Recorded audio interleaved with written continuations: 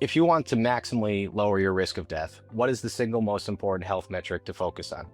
The evidence is clear, and the answer is cardiorespiratory fitness, which I'm going to abbreviate as CRF. Despite its name, CRF is about much more than the heart and the lungs. It's about the integrative ability of multiple organ systems to support whole body exercise. The relationship between CRF and mortality risk has been studied numerous times. We're going to talk about one study by Mansager and a few other authors. This study involved 120,000 people. At the start of the study, everyone performed an exercise treadmill test, and they were assessed for medical conditions.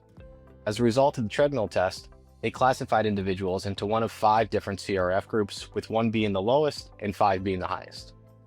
Because some people unfortunately died during the 8-year follow-up period for this study, the researchers were able to compare the risk of death for medical conditions relative to different CRF groups.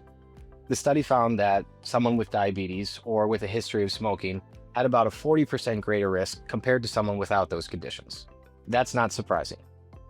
What is surprising is that when the lowest CRF group, Group 1, was compared to Group 2, CRF Group 1, who are the lowest fitness group, had a 95% greater risk of death relative to those who were slightly more fit than them in Group 2.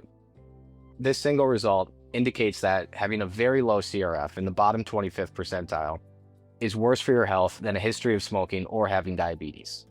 Let's spin this more positively though. A different way of looking at it is that individuals in Group 2 had a 50% lower risk of death than those in CRF Group 1. And people in Group 5 who were at the highest CRF level, they had an 85% lower risk of death than those in Group 1.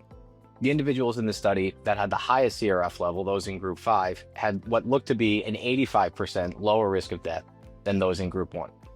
The data from this and many other studies support the same conclusion. The higher the CRF, the lower the risk of death, full stop. Not enough doctors or patients understand how important CRF is for their overall health. This is a problem that we need to work on solving. In my opinion, no other topic in healthcare has a greater potential to improve health at the population and the individual level.